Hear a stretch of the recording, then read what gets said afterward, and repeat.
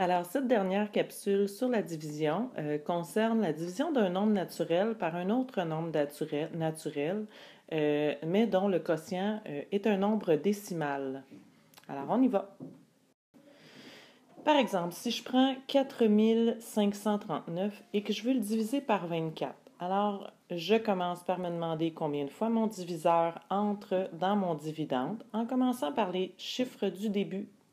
Donc, est-ce que 24 entre dans 4? Non. Est-ce qu'il entre dans 45? Oui. Combien de fois il va rentrer? Je sais que 24 fois 2 donne 48, donc il ne rentre pas deux fois, il va rentrer une seule fois. Une fois 24, 24. 5 moins 4, 1. 4 moins 2, 2. Et je baisse le 3. Combien de fois 24 maintenant va rentrer dans 213? 24, j'arrondis, j'estime ou je le mets, en tout cas, je l'arrondis à 25. Et je sais que 25 va rentrer 4 fois dans une centaine. Et là, ici, comme j'ai 2 centaines, avec 213, j'estime qu'il va rentrer 8 fois. Donc, je fais mon calcul. 24 fois 8. 8 fois 4, 32. 2 fois 8, 16. 17, 18, 19. Ce qui me donne 192. Est-ce que je pourrais rentrer 24 une autre fois? Donc, une 9e fois?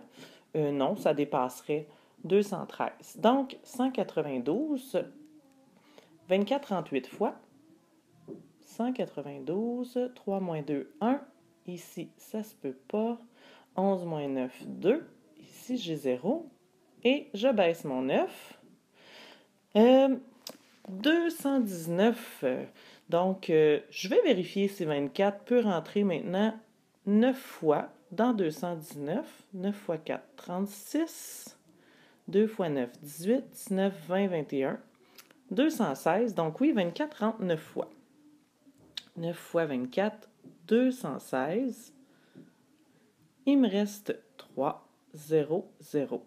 Bon, si tu n'étais pas, si tu étais en 4e année ou en 3e année, tu dirais que ta réponse, c'est 189, reste 3. Nous, on est en 6e année, donc on sait qu'après les unités, il existe des nombres décimaux et qu'on peut continuer notre division. Donc, ce que je vais faire, c'est que je vais mettre ici une virgule à mon dividende, pardon, puis je vais aller ajouter un 0 comme ça. Je pourrais ajouter plusieurs zéros. Ça ne changerait pas la valeur de mon nombre. Donc, comme j'ai mis une virgule ici et que je veux descendre ce zéro-là, tu te souviens que quand je traverse ma virgule, je dois aller la mettre ici à mon quotient. Donc, je descends mon 0 et là, ça me donne le nombre 30. Alors, combien de fois 24 entre dans 30? Ça rentre une fois 24, 24. Il me reste 6. Je descends mon 0. Combien de fois 24 entre dans 60? 2 fois. 2 fois 24, 48. 60 moins 48, 12. Je viens descendre mon 0. 120. Combien de fois 24 entre dans 120? Il rentre 4 fois, c'est certain, parce que 4 fois 24, ça fait un petit peu moins que 100, puisque 4 fois 25, ça fait 100. Je vais essayer 5 fois. Peut-être. 24 fois 5. 5 fois 4, 20. 2 fois 5, 10. Plus 2, 12. Ah, ça donne bien juste. Donc, 24 rentre 5 fois. Et ça donne que ça se termine là. S'il y avait eu encore un nombre ici, on aurait pu continuer indéfiniment en mettant des zéros ici, puis en descendant nos zéros indéfiniment.